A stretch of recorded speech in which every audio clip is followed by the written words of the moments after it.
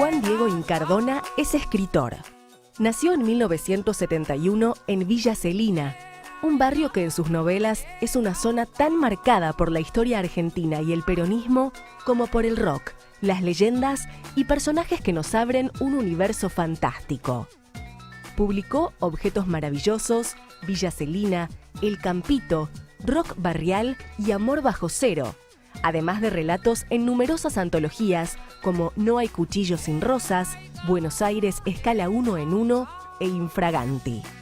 En 2004, Incardona fundó la revista El Interpretador, una de las primeras revistas literarias digitales de nuestro país, que fue un espacio fundamental para la difusión de la nueva narrativa, la poesía, el ensayo y la historieta. Actualmente trabaja en el programa Memoria en Movimiento de la Secretaría de Comunicación Pública y es columnista en el programa Viaje al Centro de la Noche en Radio América. Señoras y señores, con nosotros, Juan Diego Incardona. ¿Cómo te va? Bienvenido. Jorge, gracias.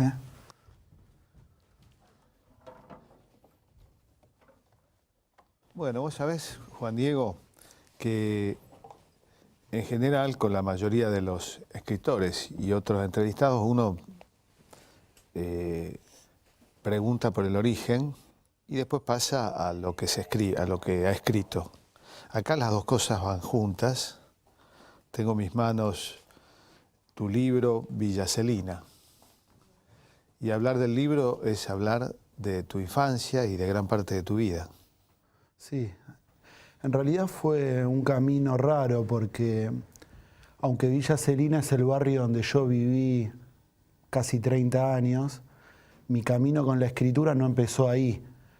Como que tuve que dar muchas vueltas para terminar comprendiendo que era justamente lo más cercano, lo que me iba a proveer de un universo que terminaría siendo original y dándome una voz, ¿no?, para escribir.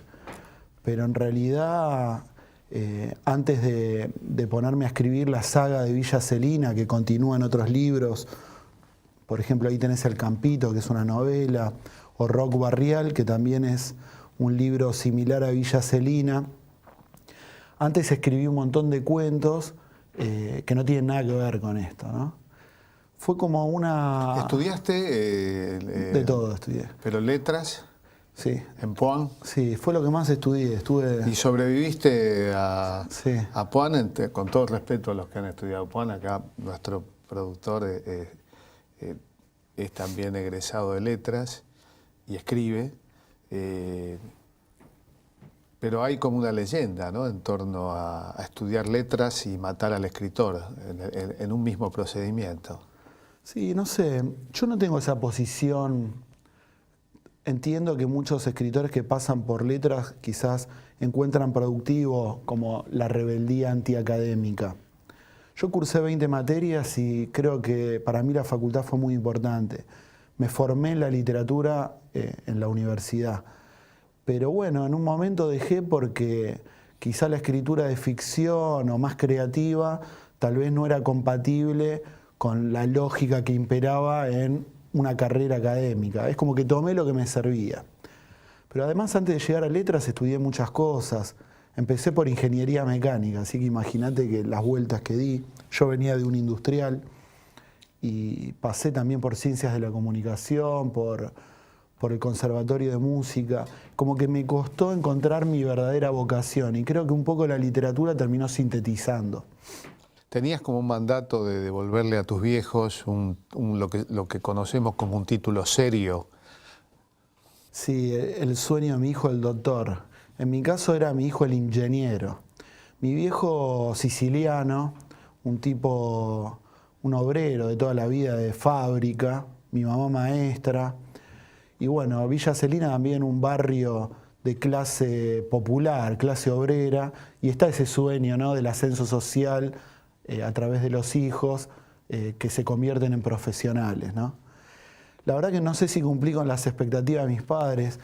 Mi vieja, cuando le preguntan sobre sus hijos, yo tengo 2 hermanas, siempre dice, bueno, María Cecilia es abogada, tiene una hija, se casó. María Laura es maestra, tiene 3 hijos. Y Juan Diego es especial. Así me describe. Así que me mata un poco, ¿no? Tú, cuando hablas de tu madre maestra, quienes hemos leído, yo hablaba recién de nuestro productor de contenidos, Leandro Ábalos Bolacha, me regaló... Un gran escritor, Leo. Sí, me regaló el Campito.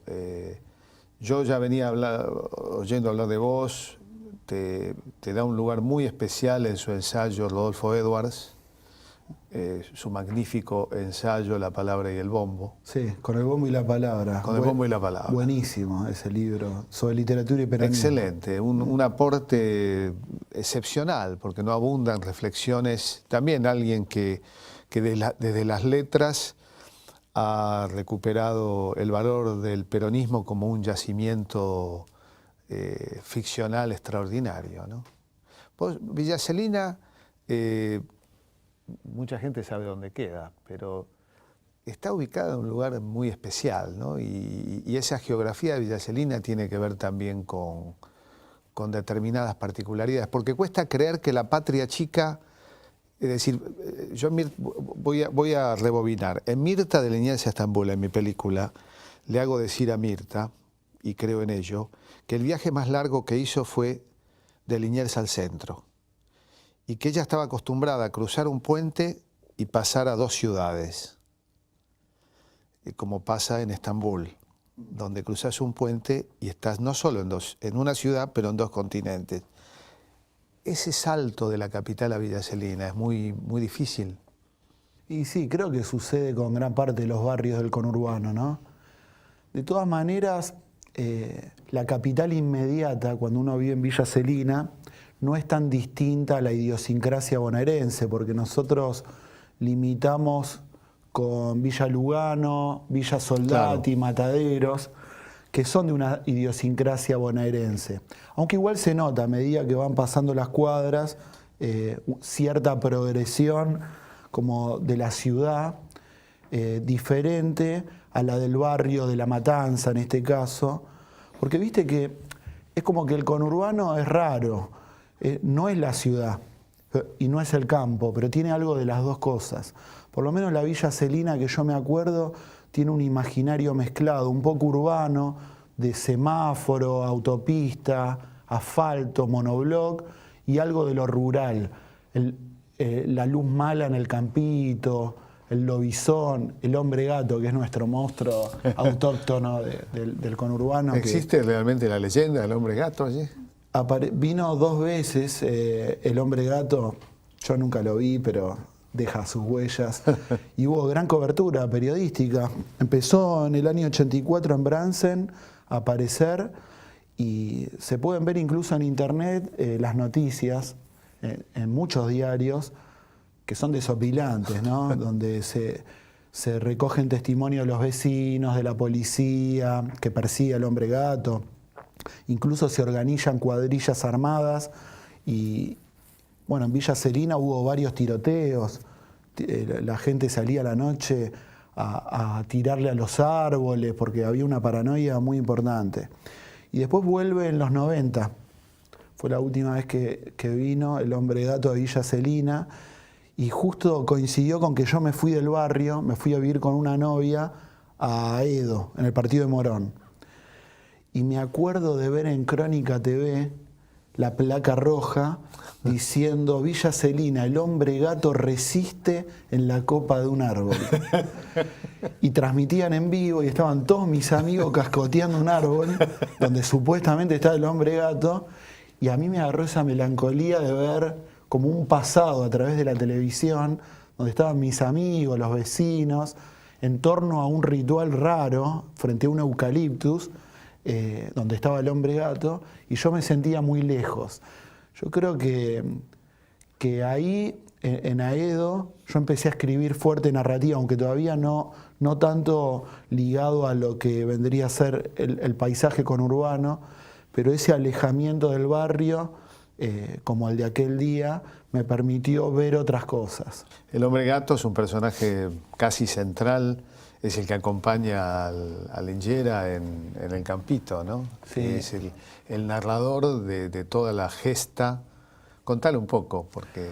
Sí, El Campito es una novela que podría ser de ciencia ficción. En realidad, el ciruja Carlitos existió realmente. Era uno de los personajes del barrio, un tipo que vendía ajo y que era muy querido por los vecinos. 2x3 se accidentaba, lo atropellaba un auto, a los 5 o 6 meses volvía todo emparchado. Pero bueno, hasta que en un momento no volvió más Carlitos. Y siempre cantaba tango por la calle. Cuando se ponía borracho, se ponía malo. Pero la gente lo respetaba porque era un buen tipo y nos contaba historias a los pibes de la esquina, ¿no? Y yo aprovecho a ese personaje para armar como un relato enmarcado en El Campito, donde está este aventurero raro que es Carlitos, con su gato Montés, que es como, el hombre gato es como el hombre lobo, pero al revés. Claro, porque en este caso El Campito es un gato que nunca lo vemos hombre, ¿no? Salvo Claro. cuando tiene comportamientos como más agresivos, pero Más nunca se transforma agresivos. en hombre. Nunca se termina de transformar, No. es verdad, sí. Y bueno, Carlitos narra una historia de aventura al principio por paisajes aledaños al riachuelo. Entre La Matanza, Lomas de Zamora y Esteban Echeverría está ubicada la acción. Y allí los paisajes, los animales han mutado debido a la contaminación en los 90 y a digamos, la falta de mantenimiento de los tanques, de los depósitos, de las fábricas, que se están cerrando compulsivamente en los 90.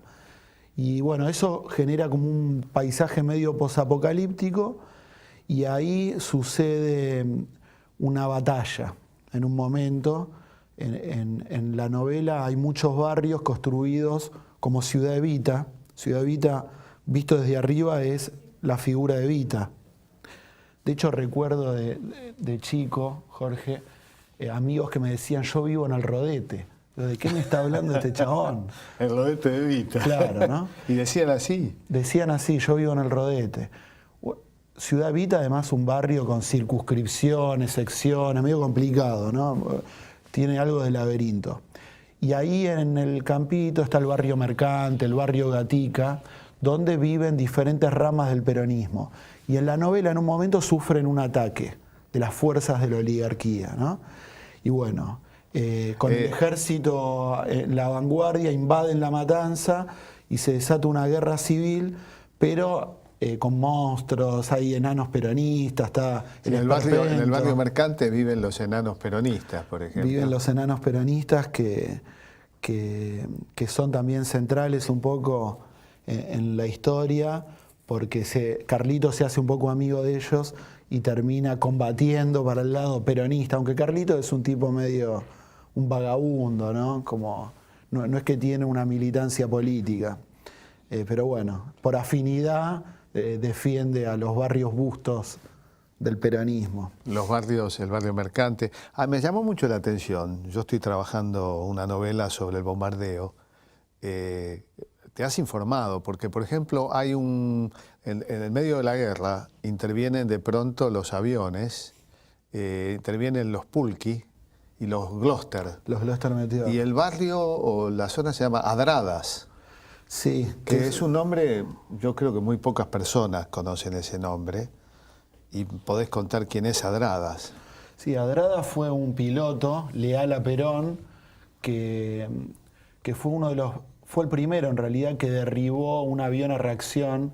No, un avión a hélice. Un avión a hélice. Él maneja piloteaba, un Gloster. tenés razón, él piloteaba un avión a reacción y sobre el Río de la Plata, persiguiendo a los aviones que habían bombardeado la Plaza de Mayo, derriba uno.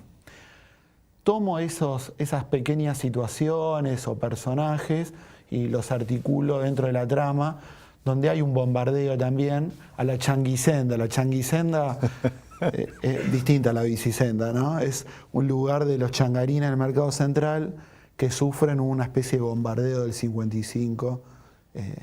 Pero bueno, todo versión matancera barrial, ¿no? Como... Sí, acá en el libro hay un mapa y el mapa de alguna manera, Villa Celina está en La Matanza, digamos, ¿no?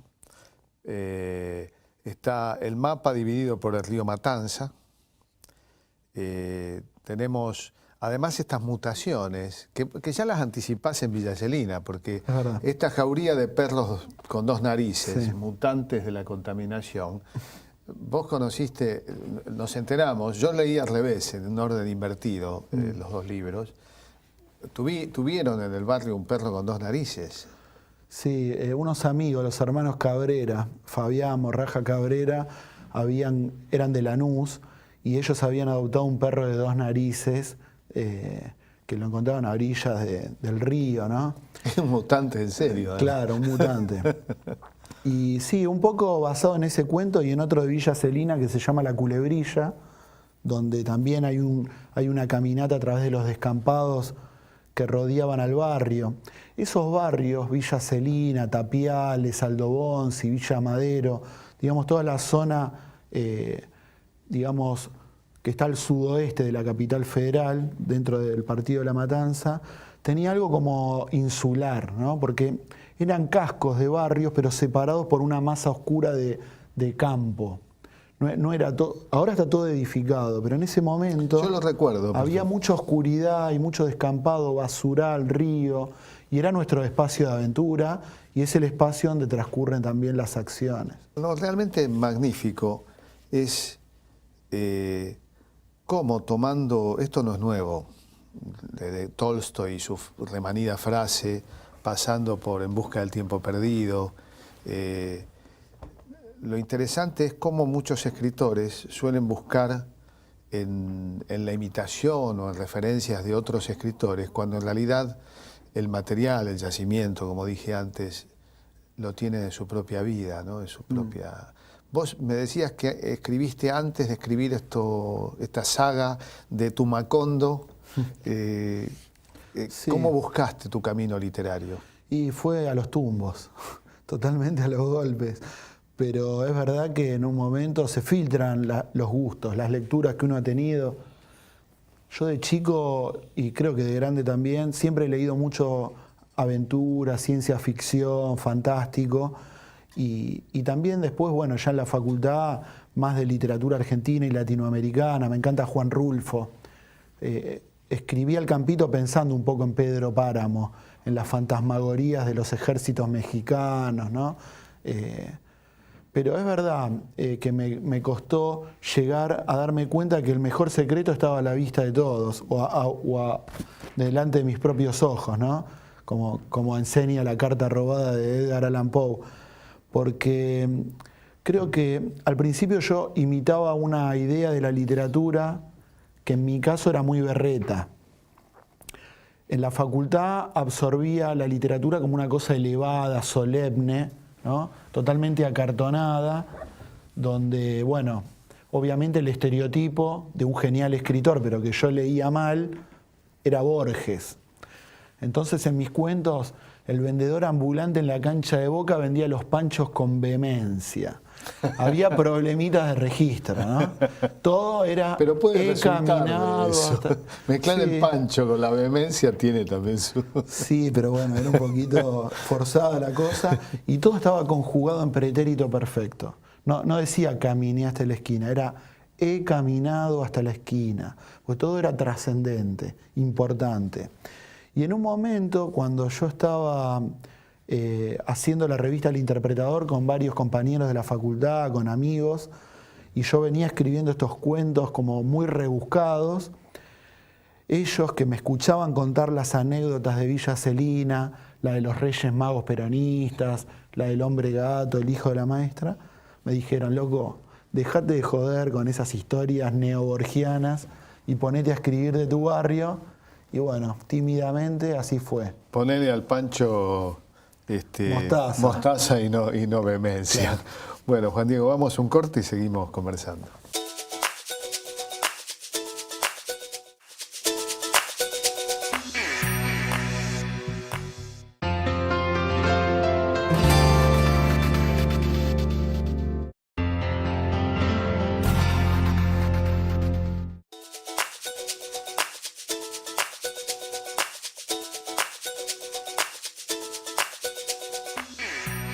Rodolfo Edwards, lo habíamos mencionado en su libro Con el bombo y la palabra, te ubica dentro de lo que es esa dualidad que la literatura genera al peronismo, ¿no? Como la política en contra o, diría yo, a favor, o en tu caso, ¿cuál es la relación tuya con el peronismo? ¿Y qué tiene que ver con Villa Celina y con tu origen? Y es muy estrecha, porque La Matanza es realmente un lugar donde el peronismo ha trascendido la política y se ha convertido en cultura, ha modificado las conductas, las costumbres, los modos de organizarse de cada comunidad. Y Villa Celina, en ese sentido, era un barrio con prácticamente una unidad básica por cuadra. Y ahí crecimos nosotros. Como se entraba a la sociedad de fomento o a la parroquia Sagrado Corazón, se iba también a la unidad básica, y no necesariamente a hablar de política, quizás a jugar a las cartas con los viejos. Es un espacio también de la comunidad afectivo. De hecho, la primera vez que yo canto la marcha peronista, muy chiquito, no entendía bien, pero que me encantó, es como que, digamos que el peronismo tiene algo de lo sentimental, ¿no? Muy importante.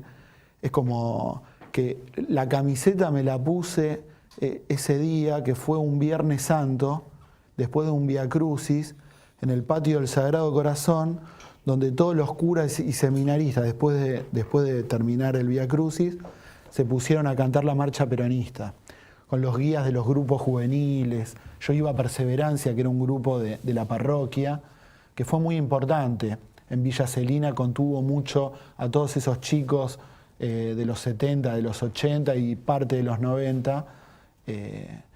Y mirá qué raro, ¿no? Porque bueno, uno piensa que la iglesia, históricamente, por lo menos la historia de los años 50, era una institución adversa al peronismo. Recordemos todo lo que pasó con el bombardeo, después la quema de iglesias. Pero una parroquia de barrio puede ser todo lo contrario. Y de hecho, algunos de esos curas que eran tercermundistas, el padre Franco Festa, que fue un tipo que era poeta además, ya falleció, que era un tipo que nos contaba cosas y que había trabajado con el padre Mujica en la Villa 31. Fueron importantes también para mí, para conocer un poco más sobre el peronismo y sobre esa visión de una generación anterior, ¿no? Que tenía que ver con los 70, en este caso. Aunque el barrio está muy ligado también a un imaginario anterior del peronismo clásico, ¿no? El cuadro de Evita en las casas, y un lugar donde todo está pintado de peronismo. Es también parte del combo cultural de La Matanza. Yo no podría haber escrito Villa Celina sin meter algo de fútbol, del mundo de las fábricas, del mundo de la música, del rock, de la cumbia, y sin el peronismo. Sin el peronismo no sería Villa Celina. El peronismo también está presente en el campito, bueno, con otro tono, ¿no? Ahí ya es el tema. Claro, es el tema, la batalla, el combate. Es una, digamos, ¿vos pensás que esa batalla se da de alguna manera en términos culturales? Y se ha dado todo el tiempo, siempre. Creo que desde mediados del siglo XX o quizá antes, ¿no? Porque las cosas siempre empiezan antes. No sé cuándo empezó el peronismo. No sé si empezó el 17 de octubre del 45. Bueno, según Rep, 200 años tiene. 200 años de peronismo es uno de los libros más divertidos y lúcidos. De hecho, viste que mucho de la literatura que gira en torno al peronismo se inscribe en una tradición muy fuertemente ligada al matadero de Esteban Echeverría y a relatos del siglo XIX, ¿no? Es como que había algo anterior, ¿no? que se fue cultivando también. Sí, en la literatura antiperonista, bueno, volvemos a Edwards, que si nos está escuchando, que nos perdone, porque espero que venda más libros, porque merece venderlos. Casi toda la literatura antiperonista, especialmente la más representativa, como La fiesta del monstruo, algún cuento de Cortázar o algún ensayo de Martínez Estrada, remite al matadero, ¿no? Sí. Que es precisamente fundacional de la literatura argentina. Por eso uno puede hablar de que es una historia anterior, que tiene que ver con lo popular y lo antipopular. Es verdad. Y no solo eso. Me gusta pensar el Matadero o el origen de la literatura argentina también como un documento sobre el drama de la inseguridad. Porque vos fijate, ¿cuál es la historia? Es un tipo que está en la ciudad, cruza la General Paz de su tiempo y se mete ¿dónde? En la zona del delito. Porque al unitario del Matadero, ¿qué le pasa? Lo quieren matar, lo quieren violar. Esa anécdota además que se va a repetir, ¿no? En diferentes la versiones fiesta del monstruo, literarias, cinematográficas incluso. También está hablando del miedo que tiene el porteño frente a ese otro que vive del otro lado, ¿no? Nadie niega, por supuesto, el delito, las cosas que ocurren, pero esto ya desde el siglo XIX está hablando de otra cosa, de algo más. Para mí es como una versión local, original incluso, del romanticismo. Porque si uno lee, no sé, poesía romántica inglesa o ve pintura romántica alemana, no parece ser el miedo el motor creativo. Es como, son imágenes o poemas más melancólicos, donde hay vacíos existenciales, donde se narra la pérdida. Pero si ves La Vuelta al Malón, por ejemplo, ahí creo que hay, lo hablamos con Daniel Santoro, ahí creo que se representan 7 delitos. Es el drama de la inseguridad también. Esa Él imagen. ha hecho una descomposición magnífica de Sí. ese cuadro, ¿no?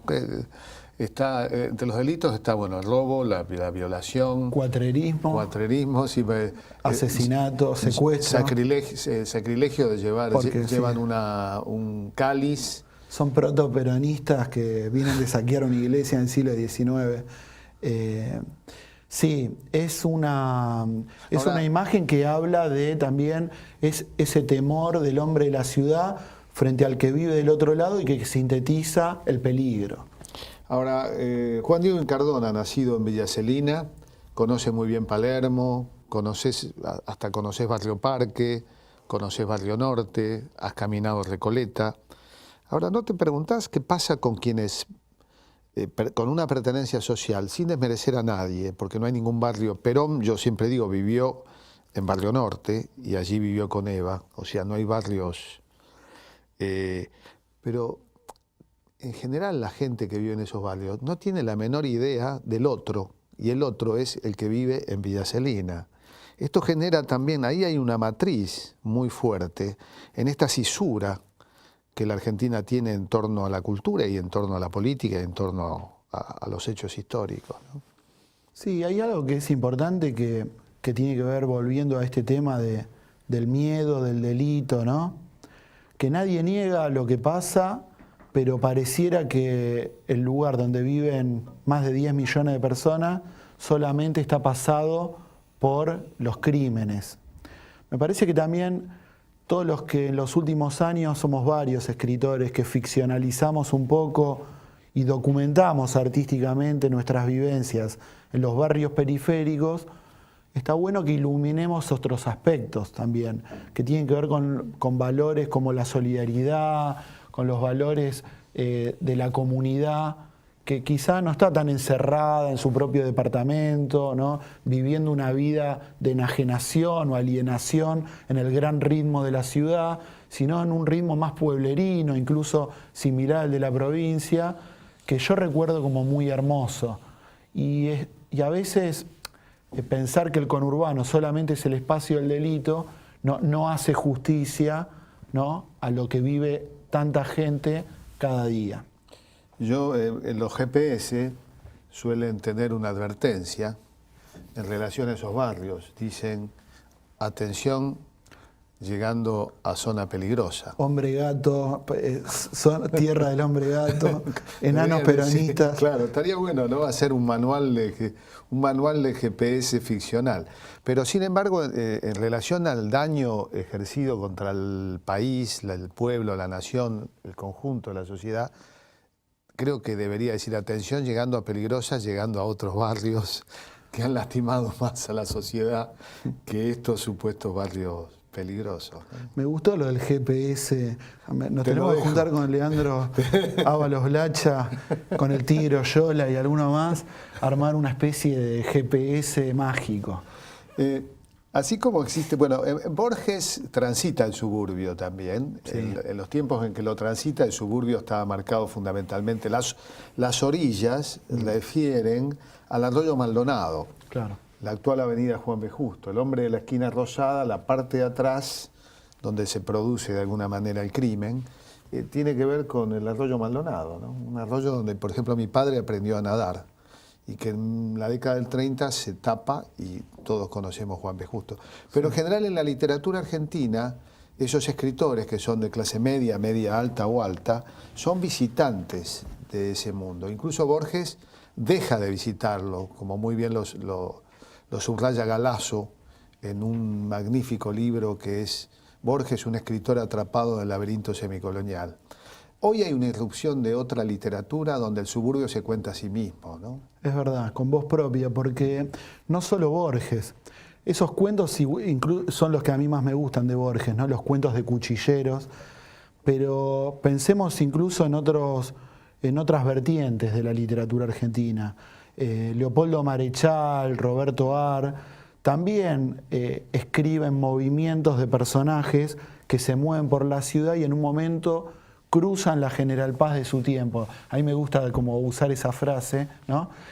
Por ejemplo, en el Adán Buenos Aires, cuando se encuentran con el gliptodonte, ¿no? Que se van de la ciudad de Saavedra y se meten en la zona de los descampados, o bueno, en Los Siete Locos de Roberto Ar, los atentados, esa revolución que lidera el astrólogo, se planea en Temperley. O sea, siempre es como en una zona periférica, ¿no? Donde se planifica o se desata la violencia.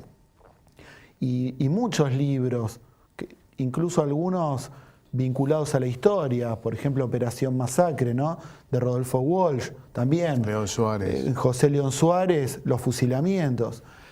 Pero el conurbano no aparece, siempre es como motivo de un viaje que generalmente está ligado a la violencia, pero no aparece narrado desde el hombre que vive ahí. Y en los últimos tiempos se ha dado, y contrariamente a lo que muchos creen o parte del periodismo cultural ha etiquetado o ha titulado en los primeros libros de todos estos autores, no se ha caído en el costumbrismo, esto de, bueno, los domingos comíamos ravioles con la abuela, ¿no? Como una cosa folclórica, para nada. Casi todos los escritores que trabajan el conurbano, por alguna razón apelan a los géneros y rompen con el costumbrismo. Algunos van hacia el policial negro, hacia la ciencia ficción, el género fantástico. Poesía también hay y muy buena, ¿no? Como que el conurbano no se puede contar desde el realismo. Hay algo de realismo mágico también en todos estos autores, donde la realidad, que trabajan en una zona donde la realidad supera la ficción. Porque un barrio donde viene el hombre gato, o donde un día explotan 200 calefones, que es uno de los cuentos de Villa Celina, sí, tal pero cual. que es algo que efectivamente ocurrió, empezaban a volar todos los calefones del barrio, podría ser una historia, ¿no? Del Una realismo sobrecarga de mágico. gas, digamos, ¿no? Pues, Sí.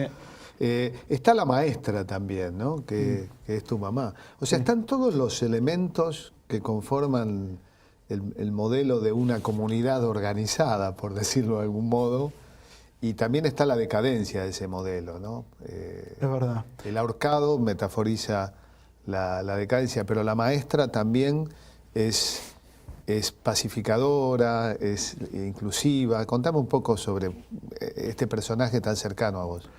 Sí, bueno, mi vieja fue maestra toda la vida, enseñó en las 3 escuelas de Villa Celina, la 137, la 138 y la 139, esa numeración típica bonaerense, sobre todo en la 138, que es una escuela que está en la zona del barrio Urquiza, Las Achiras, cerca del Mercado Central, una zona muy popular, zona de villas y de mucha pobreza, yo recuerdo en aquella época, cuando mi vieja enseñaba.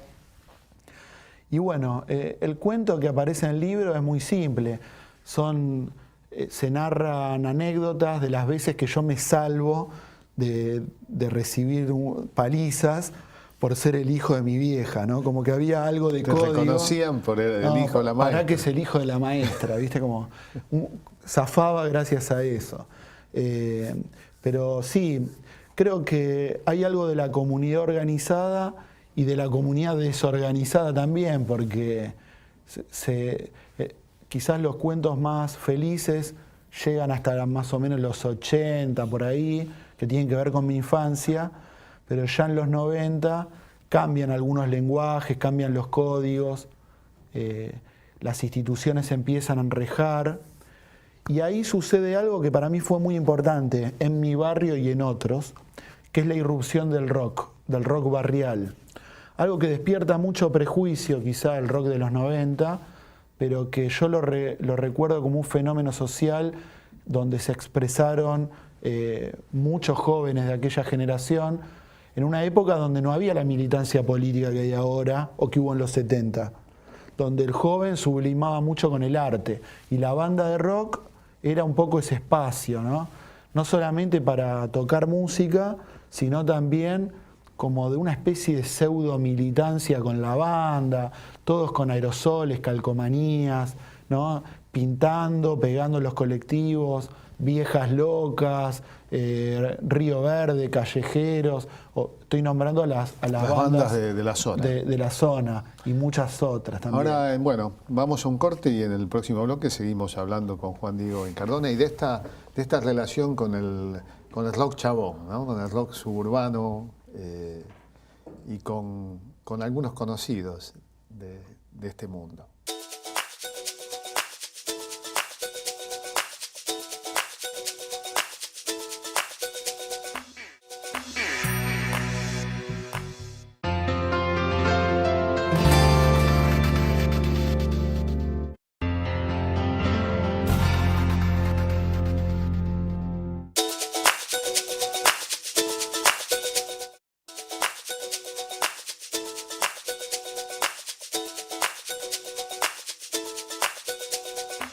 Bueno, seguimos conversando con Juan Diego Incardona y hablábamos de esta relación, bueno, entre suburbio, barrio y rock and roll, ¿no?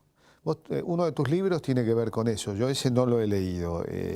Rock barrial. Rock barrial. En realidad el tema ya aparece en Villa Celina y lateralmente en el Campito. En Villa Celina aparece tu amistad con Piti, ¿no? Claro, con Piti, porque fuimos juntos al colegio y cursamos en la misma división en el Instituto Técnico de Noriones, esto en Villa Lugano, barrio Piedrabuena, y son las anécdotas, algunas desopilantes, con Piti en el colegio. Con él nos hicimos muy amigos en cuarto año.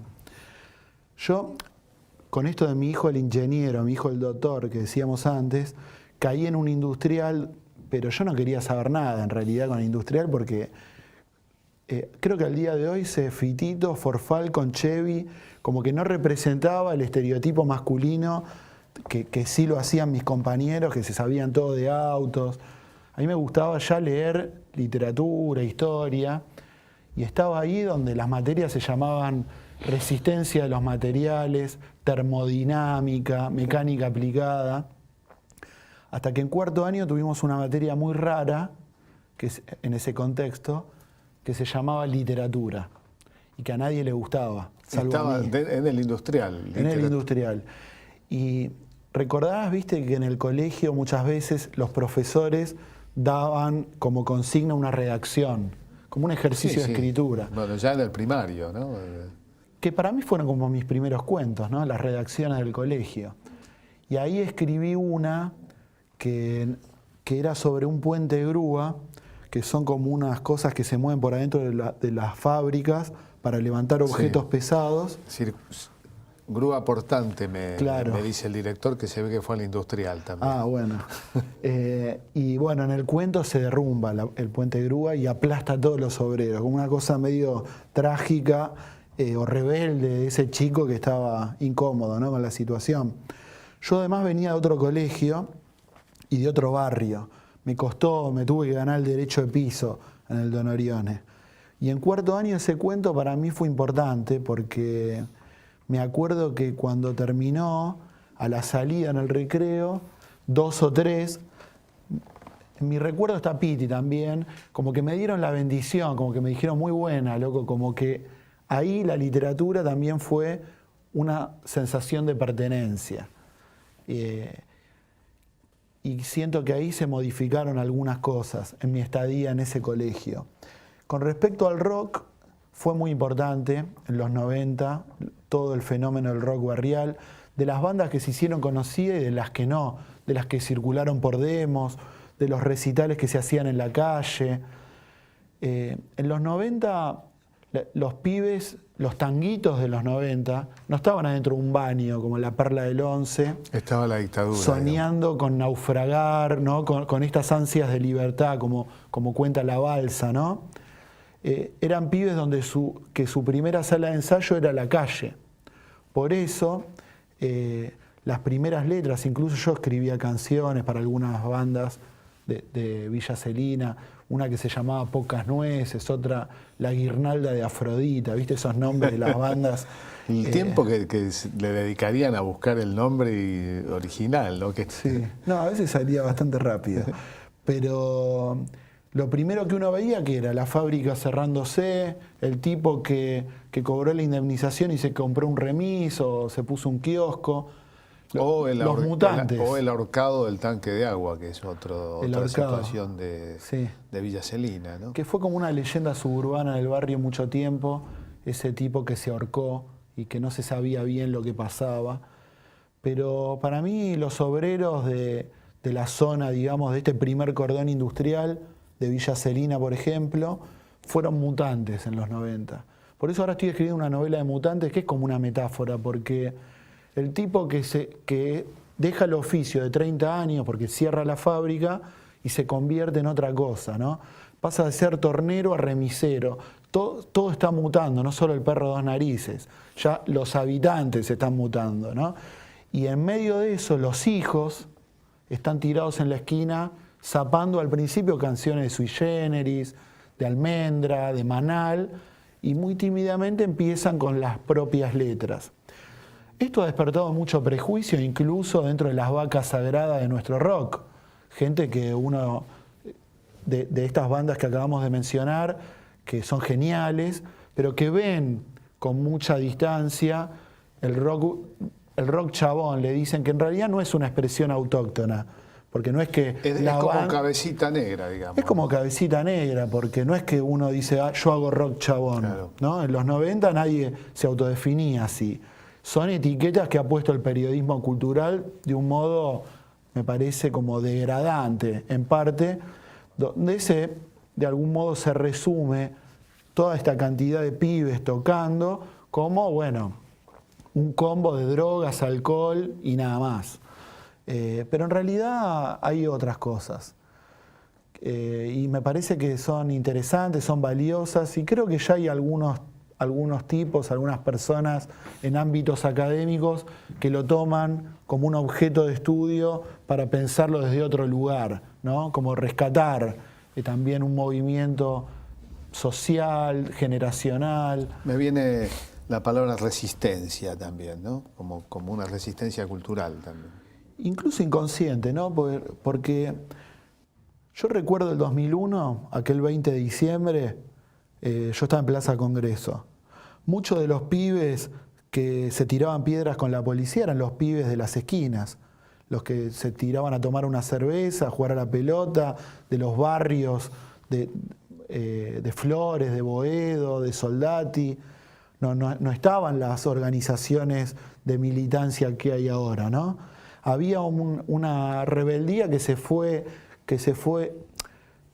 quizá moldeando dentro de la música y el arte, pero con inquietudes instintivas tal vez, ligadas a lo social, a lo político, pero que en un momento eclosionaron. Y después, bueno, darán lugar a otra cosa. Bueno, ¿tenemos un par de preguntas? Sí. ¿Qué tal, Juan Diego? Un gusto. Hola. Quisiera saber, para vos, ¿cuál es el mejor editor que puede tener un escritor? Buena pregunta. porque siempre las relaciones editor-autor son medio complicadas. Pero yo creo que el mejor editor es un poco el que deja de respetarlo al autor, no es que el que le permite todos los caprichos. Yo muchas veces quiero tener tal imagen de tapa, quiero hacer todo como yo quiero, pero está bueno que pensar la edición también como una parte creativa del libro, ¿no? Trabajar con un editor que no solamente esté atrás de las pequeñas cosas, sino que charle con vos cuestiones argumentales. A veces en las grandes editoriales, digo, quizás los editores están en un ritmo muy vertiginoso. No digo que no haya excepciones, pero es complicado en esa máquina donde se sacan libros uno atrás del otro, y quizás es en las editoriales medianas, en las editoriales chicas o en las editoriales también denominadas independientes o alternativas, donde el trabajo de edición muchas veces se luce más. Quizás hay otros tiempos, ¿no? Un tiempo mayor de trabajo con el libro. Bien. El Hollywood, el cine europeo, norteamericano, nos ha transmitido la idea de un escritor que para hacer su novela se va a su casa en un lugar bucólico, el bosque, entonces allí libra esa batalla con la inspiración. Bueno, tu caso, y esto es muy bueno para que lo conozcan quienes tengan la vocación literaria, como el caso de muchos escritores argentinos, es distinto. ¿Cómo te ganabas la vida vos? ¿O cómo te ganaste la vida durante mucho tiempo? Y trabajé en un montón de cosas, pero sé que te referís quizá a uno de los trabajos que duró más tiempo, que fue la venta ambulante y la artesanía. Era medio hippie yo. A mediados de los 90, con todo esto del rock, y bueno, yo entré a la facultad con pelo largo, el pañuelito, un pibe muy de barrio, ligado como a las tribus urbanas donde yo me movía. Y en esa época, bueno, ya harto de trabajar de promotor por 2 mangos, porque por supuesto no había trabajo en las fábricas, por más que fuera técnico mecánico no te tomaban en ningún lado. Conocí una chica en la Facultad de Ciencias Sociales que ella sabía cómo hacer algunos aros con alambre, y medio que aprendí algunas cosas. Y empecé a vender en Plaza Francia, año 95. Y creo que fue el año en que conocí Plaza Francia, con 24 años. Porque viviendo en Villa Celina no había demasiado motivo para ir hasta Plaza Francia, ¿no? Y ahí empecé a vender. Los que viven en Plaza Francia, perdón, los que viven en Plaza Francia no encuentran motivos para ir a Villa Celina, ¿no? Nunca los encontraron. No sé, no, está el mercado central. Que no puede ser que vaya puede ser de costado. Claro. Difícil, ¿eh? No, y Plaza Francia es un lindo lugar que para mí fue muy importante, un lugar donde pasé muchos sábados y domingos. En esos años 90, entre payasos, artistas callejeros, vendedores de pan caliente y toda la fauna, digamos, que sobrevivía como yo en la plaza, pero al principio no vendía nada. Tenía miedo, era como que yo le vendía sobre todo a mujeres, anillos, aros. Decía, ¿querés ver anillos? Y soñaba ya con la respuesta que era siempre la misma, era no, coma, gracias, punto. No. Y en un momento, no sé, creo que la fuerza del lenguaje estaba en mí, fue como de un modo medio furioso, una frase que también la chica con la que salía en esa época acuñó, y dije, ¿querés deleitar tus ojos con unos objetos maravillosos? Ahí conocí las muletillas de El vendedor ambulante, ¿no? Esto donde se apoya el discurso, frases efectivas, y ahí se empezaron a entusiasmar. Las chicas, bueno, si son maravillosos, y yo seguí, una frase atrás de la otra, son anillos ansiosos de abrazar a tus dedos. ¿Y qué me hacen? Tienen inmensos poderes afrodisíacos. Bueno, y ya con eso, ¿no? A fuerza de adjetivos, creo que estudié letras para vender más anillos. En ese pagué la momento, luz, el gas, el teléfono. ¿escribías en ese momento en paralelo? Sí, en ese momento estaba escribiendo, sobre todo escribía como una poesía medio spinettiana a mediados de los 90. Después empecé con estos cuentos como neo-borgianos, como que estaba en una búsqueda, ¿no? Pero bueno, este es un trabajo que duró mucho tiempo. Vino el 2001, fue muy difícil, no se vendía nada. Como que también la venta ambulante era un termómetro social. Pero ¿no? ¿te gustaba como había algún, porque para insistir tiene que haber algún disfrute, ¿no? Al principio me gustaba, porque bueno, qué sé yo, iba, chamullaba, Era le mejor, vendía a las chicas. mejor para vos que estar detrás de un escritorio de pronto. Y era mejor. Lo que pasa es que ya después se volvió muy monótono y alienante. Ya en los últimos años no quería saber más nada. Estaba toda la tarde escribiendo en mi casa y después terminaba en Palermo, Hollywood, y la primera media hora no podía hablar, porque venía escribiendo El Campito o un cuento de Villa Celina y de pronto estaba en un pub, con la música, el bullicio, y como que me tenía que ir transformando en vendedor, dejar de ser el escritor que era a la tarde y convertirme otra vez en el pibe de los anillos brillantes. Pero bueno, creo que Villa Celina fue un libro importante también en lo laboral porque la verdad que como escritor uno no gana mucha plata, no sé otros. Es difícil vivir Pero escribiendo. muy poco lo que uno cobra por un libro. Creo que Villa Celina me habían pagado 2.000 pesos. ¿De qué has vivido, aparte de los anillos, siendo escritor? No, bueno, después de que sale Villa Celina, es bastante comentado, reseñado, muy de a poquito empecé a trabajar con changas, digo yo, relacionadas con la literatura.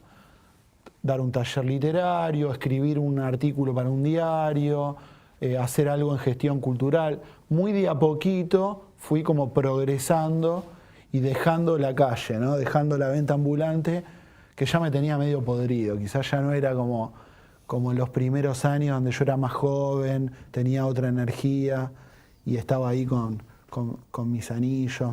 Después se vendía todo. Me daba bronca incluso, todo se vende. Mira, te voy a contar, no sé si se puede contar en televisión esto, Dale, todo se puede contar, pero con Ana nos daba bronca que todo se vendía. Entonces, como un chiste interno, aparte nosotros éramos jóvenes idealistas contra la sociedad capitalista de consumo, etc. Empezamos a hacer algo bien feo para que no se vendiera, pero se vendía igual.